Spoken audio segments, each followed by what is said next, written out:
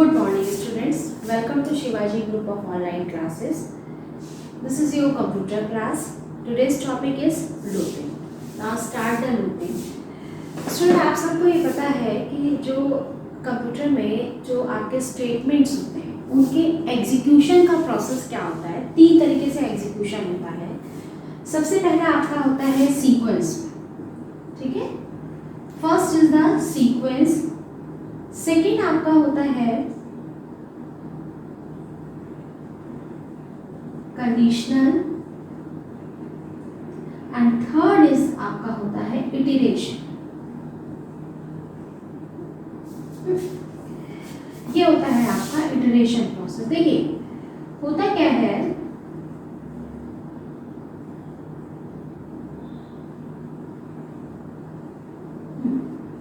Branching statement भी हम लोग इसको कहते हैं। सीक्वेंस में क्या होता है आपका कि मान लीजिए आपको स्टार्टिंग से रीड करना प्रोग्राम की जो फर्स्ट लाइन होती है, कंट्रोल क्या करता है फर्स्ट लाइन से लेकर के आपका लास्ट लाइन तक, ठीक है।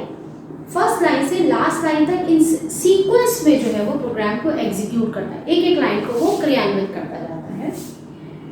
ब्रांचिंग में क्या होता है, ब्रांचिंग में आपका ये भी आपके कंट्रोल स्टेटमेंट होती है। और ब्रांचिंग में आपका क्या करता है वो कि आप लिखते पूरा प्रोग्राम है, जो कि अभी हम लोगों ने अपने प्रीवियस लेक्चर में आपको ये बताया भी है वीडियो में कि हमारा उसमें आपका वो एग्जीक्यूट करता है अकॉर्डिंग टू द कंडीशन, यानी कि ग्रुप ऑफ स्टेटमेंट्स आपके एग्जीक्यूट होते हैं, मतलब 2 ब्रांचें डिवाइड हो जाती है, ठीक है। तो ये हमारी चॉइस पर होता है, ठीक। तो ब्रांचिंग में आपके पास मल्टीपल ऑप्शंस होते हैं और उसमें से आपको कोई एक ब्रांच या कोई एक ग्रुप ऑफ स्टेटमेंट एग्जीक्यूट होता है, ठीक। इटरेशन में क्या होता है, इटरेशन में क्या होता है, जैसे मान लीजिए आपकी ये 1 2 3 लाइन्स लिखी है। जैसे हम लोग आपसे कभी कभी क्लास में जब आप छोटे थे आपको रीडिंग करने के लिए खड़ा किया जाता था, देखा गया आपकी रीडिंग बहुत अच्छी नहीं है तो मैम कहती थी खड़े हो जाओ और 3 बार जो है इसको रीड करो। ये जो लाइनें हैं आपकी 4 लाइनें, वो ऐसे बोलती थी इस पैराग्राफ को 3 बार पढ़ो, ठीक। या मान लीजिए आपको एक पनिशमेंट मिलता था उठक बैठक का, मिलता था कान पकड़ के उठक बैठक करो, ग्राउंड में बहुत बार ये पनिशमेंट मिला तो कहते थे 10 बार उठक बैठक करो। तो यानी कि क्या हुआ कि एक जो काम है वो बार बार रिपीट हो रहा है, ठीक।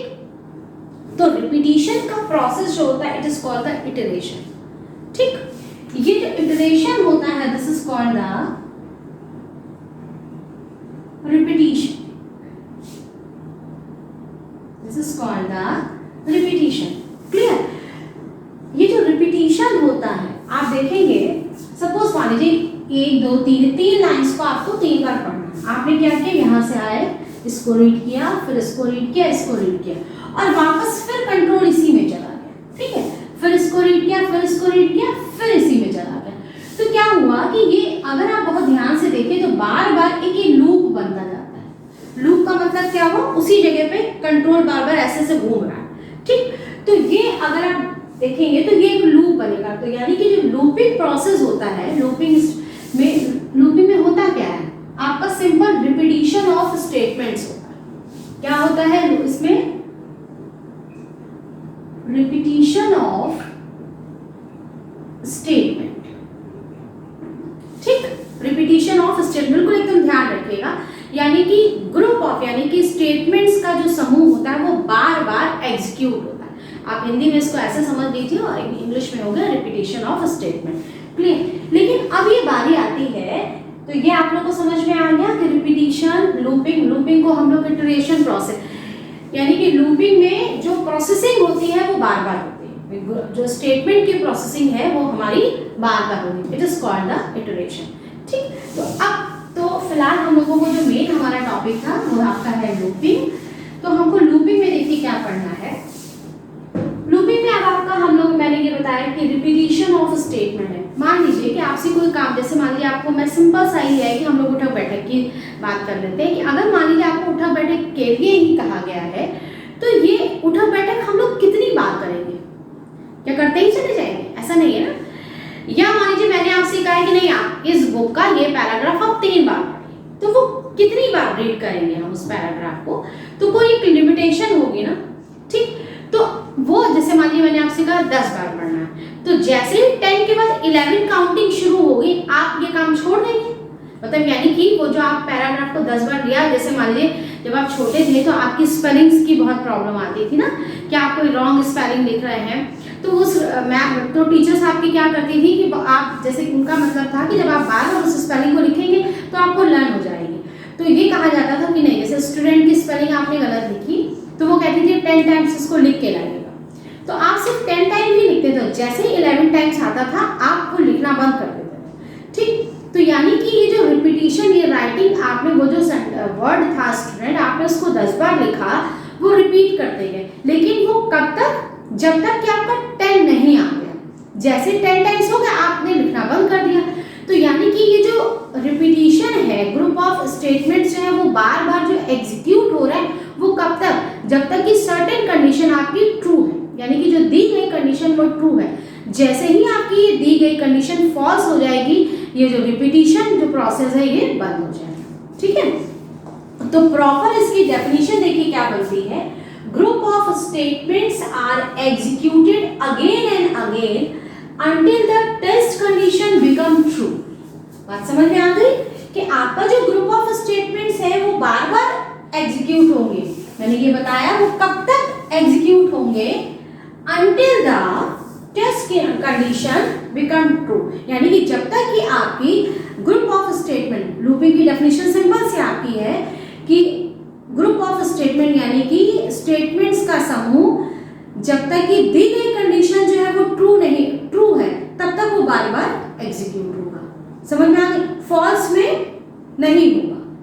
ठीक, तो इस तरह से हमारा ये जो है वो लूपिंग का डेफिनेशन हो गई। लूपिंग में आपके दो तरह की स्टेटमेंट्स होती हैं, एक होता है एंट्री कंट्रोल और एक होता है आपका एग्जिट कंट्रोल। तो ये एंट्री कंट्रोल का मतलब क्या हो गया, ये और एग्जिट कंट्रोल, ये मैं दो चीजें आपको बाद में बताऊंगी। पहले हम लोग एक जो लूपिंग में जो आपकी जो भी लूपिंग की स्टेटमेंट्स होंगी, सपोज मैं आपकी जो एग्जांपल्स जो हम लोगों को पढ़ना है लूपिंग में एग्जांपल्स, वो देखिए क्या है आपकी लूपिंग की स्टेटमेंट। सबसे पहले तो आपका आता है फॉर लूप, ठीक है, फॉर लूप। ठीक, सेकेंड आपका आता है do while, do while, and the third is while loop। ठीक है, तीन आपके एग्जांपल्स,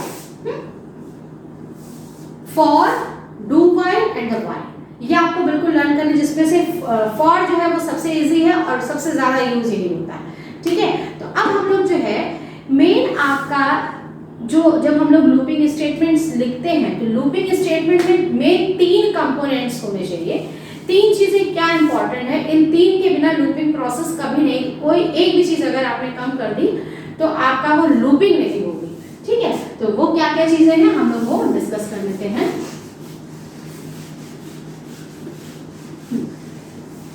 देखिए, सबसे पहले जैसे मैंने अभी आपसे कहा कि आप लोगों को अगर मैंने एक पैराग्राफ दिया या मान लीजिए आपने एक स्टूडेंट स्पेलिंग, ठीक है, एक स्टूडेंट स्पेलिंग थी, आपको वो 10 टाइम लिखनी है।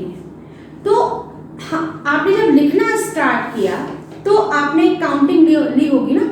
हम लोग जब कोई काम हमको 10 बार करना है तो हम ये नहीं है कि हम 1 एक बार हो गया तो 1 काउंट कर रहे हैं, फिर 2 काउंट कर रहे हैं, फिर 3, ऐसा नहीं करते, पर मन में मेरे वो काउंटिंग चलती रहती है। ठीक है, तो आपकी जो वो काउंटिंग चल रही है तो सबसे पहले आपको क्या चीज, इसमें जो मेन कंपोनेंट्स है लूपिंग के जो 3 स्टेप्स होते हैं, ठीक है, वो कौन कौन से लूपिंग के 3 स्टेप्स। सबसे पहले उसमें आपको इनिशियल वैल्यू लेना होता है। इनिशियल वैल्यू जिसको कि हिंदी में हम लोग कहते हैं प्रारंभिक मान, यानी कि काउंटिंग आपने कहां से शुरू करी, और ये जो, ठीक है, काउंटिंग हमने कहां से शुरू करी है, ये आपका इनिशियल वैल्यू पहली चीज इसमें हो गई। फिर दूसरा आपका हो गया, जैसे मान लीजिए मैंने इस काउंटिंग को लिया c = 1, ठीक। उसके बाद आपका हो गया टेस्ट कंडीशन, टेस्ट कंडीशन जिसे कि हम लोग कंडीशन भी कह सकते हैं, टेस्ट कंडीशन।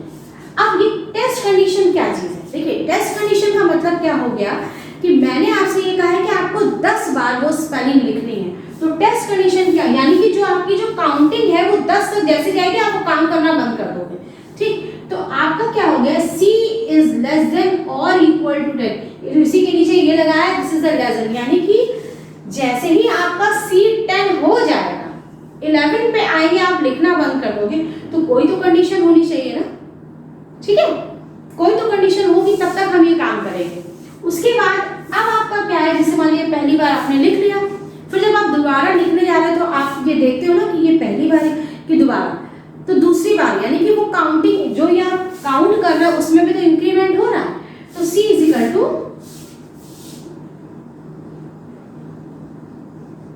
इंक्रीमेंट और डिक्रीमेंट, ठीक है। तो ये आपका हो गया c प्लस प्लस, या हम लोग इसको ऐसे लिख सकते हैं c is equal to c plus 1। तो ये क्या होता है, ये जो आप काउंटिंग कर रहे हो ना उसमें इंक्रीमेंट, उसमें वृद्धि के लिए ये एक हो गए, प्लस 1 इसलिए करें क्योंकि एक के बाद दो, दो के बाद 3, ये आपके सिंपल मतलब सिंपल सीधे सीधे इंक्रीमेंट है, ठीक है, नेचुरल नंबर्स इसको कहते हैं। और ये टेस्ट कंडीशन, इन तीनों में से कोई भी एक चीज अगर कम होती है तो आपकी लूपिंग नहीं हो पाएगी। क्यों? लूपिंग में सबसे पहले आपको प्रारंभिक मान चाहिए या इनिशियल वैल्यू चाहिए, जहां से हम काउंटिंग शुरू कर रहे हैं, क्योंकि हमने ये कहा है कि रिपीटिशन हो रहा है ना, तो रिपीटिशन जब कोई चीज बार बार हो रही है तो वो कब तक होगी, कहां से शुरू हुई है, कहां पर खत्म होगी, आपको उसके लिए काउंटिंग मस्ट है। बिल्कुल इस चीज को याद रखिए। आपको ये कहा जाता है कि ग्राउंड में आप जो है वो 100 चक्कर लगाइए, तो आप कहीं से तो काउंटिंग शुरू करते हैं, चाहे वो 1 से शुरू करें, चाहे वो 50 से करें, और लास्ट जो होता है वो आपका 100 होता है ना। तो टेस्ट कंडीशन में ये जो लास्ट नंबर है वो आएगा, ठीक। हमने जहां से हम काउंटिंग शुरू कर रहे हैं वो हमने स्टार्ट किया, ये वो नंबर ये, और वो नंबर हम डायरेक्टली तो कंप्यूटर में लेते नहीं है, हम लोग किसी वेरिएबल के थ्रू वो नंबर लेते हैं, तो वो वेरिएबल के थ्रू हमने ये नंबर ले लिया। तो ये तो सबको समझ में आ गई बात। अब उसके बाद इंक्रीमेंट का मतलब क्या हुआ कि हमने जब हमने ग्राउंड में जब एक चक्कर लगा लिया तो उसके बाद हमने काउंटिंग करी ना, तो ये आपकी वो काउंटिंग हो गई कि c यानी कि अपने आप ही इस ये जो वेरिएबल है c is equal to c plus 1, यानी कि प्रीवियस वैल्यू c की 1 थी, उसमें एक 1 और जुड़ गया तो आ गया 2। अब जो काउंटिंग होगी वो सेकंड वाला स्टेप चालू हो गया। बात समझ में आ गई आपको, ठीक। तो ये सबको याद रखना है कि लूपिंग में हमेशा आपके तीन का आपका स्टेप्स में लूपिंग पूरी कंप्लीट होती है। कौन कौन से? पहला आपका हो गया इनिशियल वैल्यू यानी कि प्रारंभिक मान, दूसरा हो गया test condition, and the third is increment और डिक्रीमेंट, यानी कि जब काउंटिंग कर रहा है या तो उसमें वृद्धि होगी या घटेगा, या इंक्रीमेंट होगा या डिक्रीमेंट होगा। ये सबको क्लियर हो गए। अब हम लोग आगे चलते हैं, लूपिंग स्टेटमेंट्स को हम लोग को पढ़ना है। तो सबसे पहले आपकी दो चीजें आती हैं, हमने बताया कि दो तरह के इसमें लूप आपके चलेंगे। पहला होता है, एक होता है एंट्री कंट्रोल लूप और एक होता है आपका एग्जिट कंट्रोल लूप। ये ध्यान में रखिएगा कि एंट्री का मतलब क्या हो गया। एंट्री और एग्जिट के जो दो नाम रखे गए वो उसकी टेस्ट कंडीशन के अकॉर्डिंगली करे गए हैं, ठीक। एग्जिट, जब हम लोग कहीं मॉल में शॉपिंग करने जाते हैं तो दो होते हैं ना गेट, एक एंट्री का और एक एग्जिट का। एंट्री के समय भी चेकिंग होती है और एग्जिट के समय भी। तो होता क्या है कि आप जैसे यहाँ पे आपका जो टेस्ट कंडीशन है, जिस लूप में स्टार्टिंग में ही आपके टेस्ट कंडीशन यूज हो रही है वो आपका हो गया एंट्री कंट्रोल लूप। जिस लूप में सबसे बाद में यानी कि जो प्रोसेसिंग होने के बाद में आपका टेस्ट कंडीशन आपकी चेक हो रही है वो होता है एग्जिट कंट्रोल। तो क्लियर स्टूडेंट। तो अब बारी आती है हमारे नेक्स्ट टॉपिक की।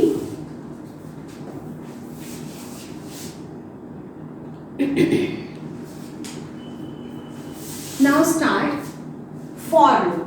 Okay, for loop it is a looping statement. सबसे पहले आपको यही लिखना है कि यह एक लूपिंग स्टेटमेंट है। It is an entry control loop. यह आपका एक लूपिंग स्टेटमेंट है और लूपिंग में ये एक एंट्री कंट्रोल लूप है। इसको हम लोग why we call entry control loop. इसको हम लोग एंट्री कंट्रोल लूप क्यों कहते हैं ये मैं अभी आपको बताऊंगी। सबसे पहले आपका इसका सिंटेक्स देखिए। जब आपका फॉर लूप आएगा तो आपको सिंटेक्स लिखना है और इसका एक एग्जांपल विद प्रोग्राम आपको बताना है, ठीक। सबसे पहले आपने ये लिखा फॉर लूप में इनिशियल वैल्यू ये मैंने आपको बताया था कि इसमें 3 स्टेप्स होते हैं आपके, initial value, test condition, increment और डिक्रीमेंट। ये तीनों आपने एक साथ लिखे हैं, ये तीनों स्टेटमेंट्स के रूप में होंगे और एक स्टेटमेंट से दूसरी स्टेटमेंट को सेपरेट करने के लिए हम लोग ये सेमीकोलन का यूज करेंगे। ये जो मैंने यहाँ पे ये सेमीकोलन लगाया है, ठीक है। ये तीनों चीजें आप एक लाइन में लिख के ब्रैकेट क्लोज कर देंगे और उसके बाद आप जो है वो कर्ली ब्रैकेट्स लगाएंगे और जिसके अंदर ये स्टेटमेंट्स होंगे आपके। क्लियर है? जैसे मान लीजिए मैं यहाँ पे लिख रही हूँ, ठीक, इसका ये एग्जाम्पल है,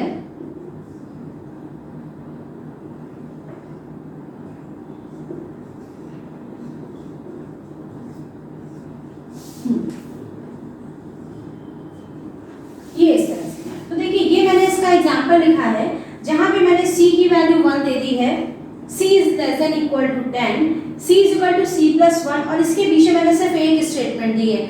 आपको एटलीस्ट एक स्टेटमेंट तो देंगे ही देंगे, लेकिन आपको पता है लूप में एक चीज ये होती है जो आपका लूपिंग स्टेटमेंट फॉर लूप में, आप यहाँ पे कुछ मत लिखिए ब्रैकेट में, आप ये इस तरह से बस लिख दीजिए, इसके सिंटेक्स में कभी कोई एरर नहीं है। क्यों? क्योंकि इसमें ये मस्ट होता है कि आप इसमें ये 2 सेमीकोलन आपको देने मस्ट है। समझ में आ गई बात? और लेकिन आपकी कोई एरर नहीं निकलेगी। यहाँ पे आप क्या लिख रहे हैं, यहाँ क्या लिख रहे हैं, यहाँ क्या लिख रहे हैं, इससे कुछ मतलब नहीं, ठीक। स्टार्टिंग में आपको हमेशा इनिशियल वैल्यू, अगर आपने कुछ नहीं लिखा है, ये नहीं कि आपने एक नहीं लिखा और बाकी 2 लिखे, नहीं, 2 सेमीकोलन अगर आप नहीं लिखा पर विद इन ब्रैकेट आपने 2 सेमीकोलंस लगा दिए हैं, आपका ये सिंटेक्स ट्रू होगा। लेकिन हमको तो लिखना है ना, हमारा बिना लिखे नहीं काम चलेगा, तो हम लोग इसको फिलहाल हटा देते हैं, इससे हमें मतलब नहीं है। हम लोगों को ये देखना है कि इस तरह से आपने लिखा, ठीक है। यहाँ पर इनिशियल वैल्यू में देखिए ये c एक वेरिएबल है जिसमें हमने 1 वैल्यू स्टोर कर दी है, ठीक है। ये लूप कब तक चलेगा? c is equal to c is less than और इक्वल टू 10, यानी कि ये लूप आपका जब तक c की वैल्यू 10 नहीं हो जाती। अगर मैं इक्वल हटा देती तो ये लूप 1 से 9 तक चलता ना, क्योंकि इक्वल तो है ही नहीं, तो जब इक्वल नहीं है तो इसका मतलब 10 आएगा ही नहीं, बाहर आ जाएगा। लेकिन ये लूप आपका जब मैंने इक्वल लगाया है तो 1 से लेकर 10 तक चलेगा। इसको हम लोग कहते हैं इंक्रीमेंट ऑपरेटर। आपने यहाँ पे c is equal to c plus 1 लिखा, हम इसकी जगह ये भी यूज करते हैं c प्लस प्लस। जब मैंने आपको ऑपरेटर्स पढ़ाए थे तो मैंने इंक्रीमेंट और डिक्रीमेंट ऑपरेटर लिखा था। ये प्लस प्लस होता है आपका इंक्रीमेंट ऑपरेटर और माइनस माइनस आपका होता है डिक्रीमेंट। प्लस प्लस का मतलब होगा इंक्रीमेंट बाय 1, यानी कि 1 का इंक्रीमेंट हो रहा है, 1 नंबर की वृद्धि हो रही है। माइनस माइनस का मतलब होता है डिक्रीमेंट बाय 1, यानी कि 1 नंबर की कमी हो रही है। सबको क्लियर हो गया ये? राइट। अब आपको करना क्या है, ये आपका सिंपल सा एक हमने आपको सिंटेक्स हो गया, यहाँ तक सबको क्लियर हो गया। अब हम लोग इसका एक प्रोग्राम बनाते हैं और मैं उसको एक्सप्लेन करूंगी कि आपको किस तरह से ये प्रोग्राम आप एग्जीक्यूट होगा। ओके,